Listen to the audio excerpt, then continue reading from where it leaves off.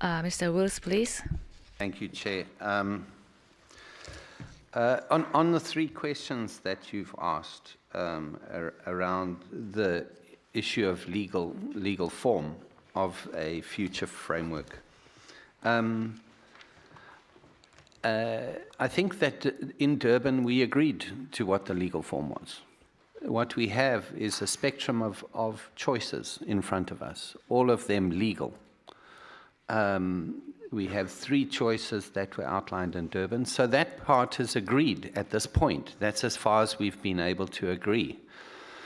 The question as to what we find, which of the options, or which combination of the options, because it's or, it doesn't say and, it's not a binary choice, this. You can choose a combination of options.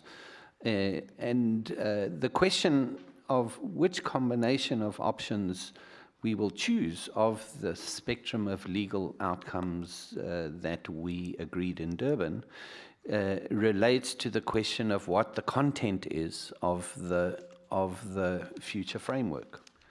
So I have not heard countries saying we oppose legal. Every country has maybe a different interpretation of what legal might mean to them, but no one is opposing legal. So I think that we need to be very careful of putting questions forward which force false choices. So we have chosen a legal route. We have a spectrum of options in front of us.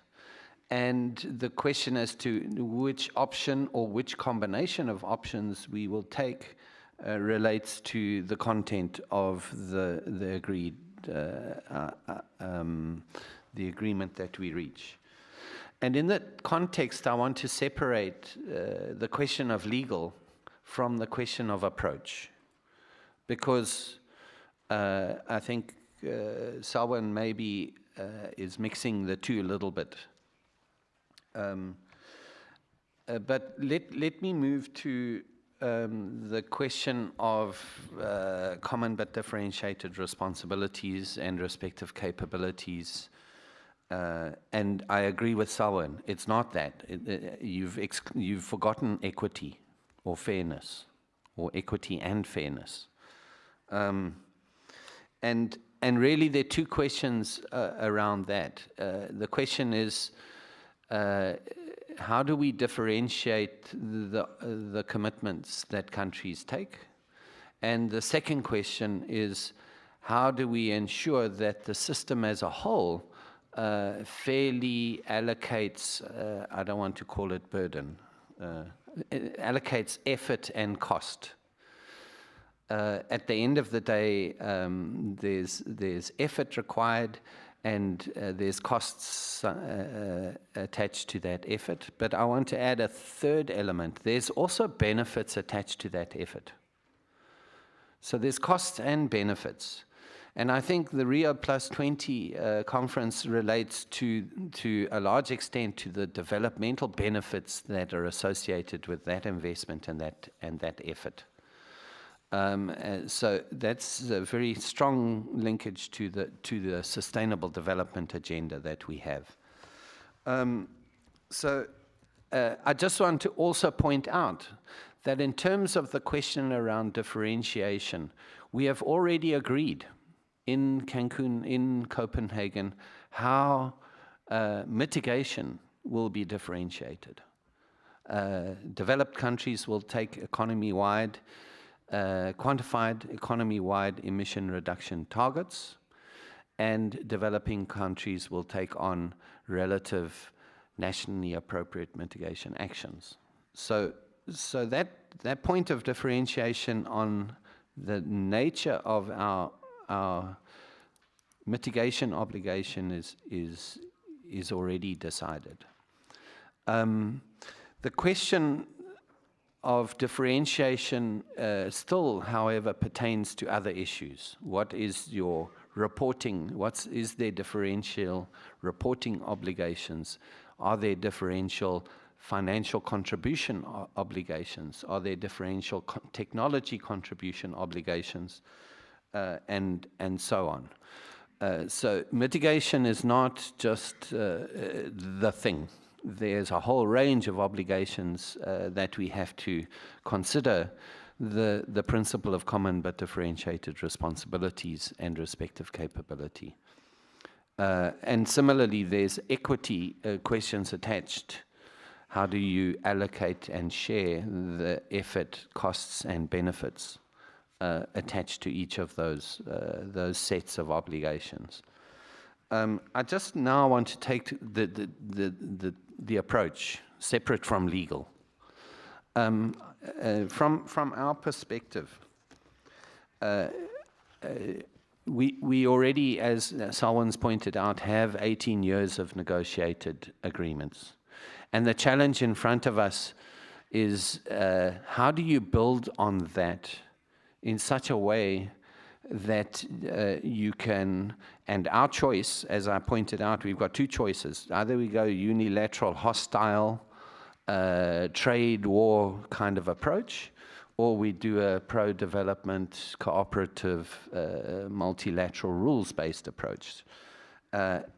Our preference is that we would like to do a cooperative, multilateral, rules-based approach. And I think that in building on the convention and the Kyoto Protocol provisions, we face a challenge of how do we build a system which is informed by the science? In other words, it has an element of ambition being informed by science, while at the same time being combining or incorporating concerns related to national circumstances. So it's very difficult for South Africa to say that Japan must suddenly deliver 25% next year reductions in the context of your national circumstance after the great earthquake and tsunami disaster. So national circumstances are a very key element to build in the flexibility. And the challenge that we face is how do we make this new system desirable to attract participation of all countries and not to force countries to do things. The biggest multilateral failures are when we've tried to force countries to do things that they're not prepared to do. And from our perspective, there are 6 pieces of that future framework that we have to address. The first piece of that future framework needs to deal with commitments. And I think that we've been very narrow in our commitments. I think that we should be talking in the future about our global contribution or commitment to contribute to the global effort. And that can be broken down into a domestic commitment and a global commitment. We can separate out. I think that we have commitments to cooperative efforts. Like Japan put forward technology roadmap proposals, for example. So you've got a technology-related commitment which you can address cooperatively. I think that you have financial commitments that we need to talk about, and we have commitments to support adaptation effort. So there's a broader range of commitments that we need to deal with. Then I think the second part or the second piece of this puzzle relates to the mechanisms. What mechanisms do we put in place to facilitate countries and enable countries to make global, domestic technology financial commitments? And those could include markets, non-markets, sectoral, cross-sectoral, including capacity building and so on. The next piece of the puzzle is the tracking and the monitoring and the evaluation of the effort. we have many pieces of that puzzle. That puzzle already agreed in Durban and Cancun around mitigation.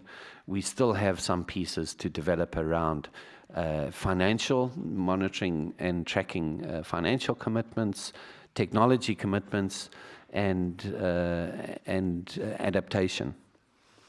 I think the next piece is around safeguards, early warning systems, risk management, loss and damage, these issues. The next piece around information, what's international best practice, how do we exchange that best practice, changing circumstances, emerging issues, emerging technologies, emerging risks. And we have the last piece around governance. So 6 pieces to the future framework. Thank you. Thank you very much for the future framework, the structure, and what should be the framework. Thank you very much for the very detailed explanation. But there's one thing I would like to mention. In the first half of our symposium, we are supposed to think about the legal the form. I believe you were suggesting combination. Now, the major question that all of you may have is the third option of the legal form. The legal force on the agreed outcome. So if there are any comments on this, any views on this, please.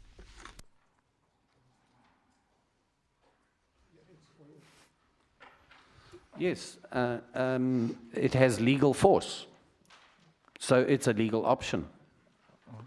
It's got legal force. So, you know, the problem is trying to force the choice of which option right now.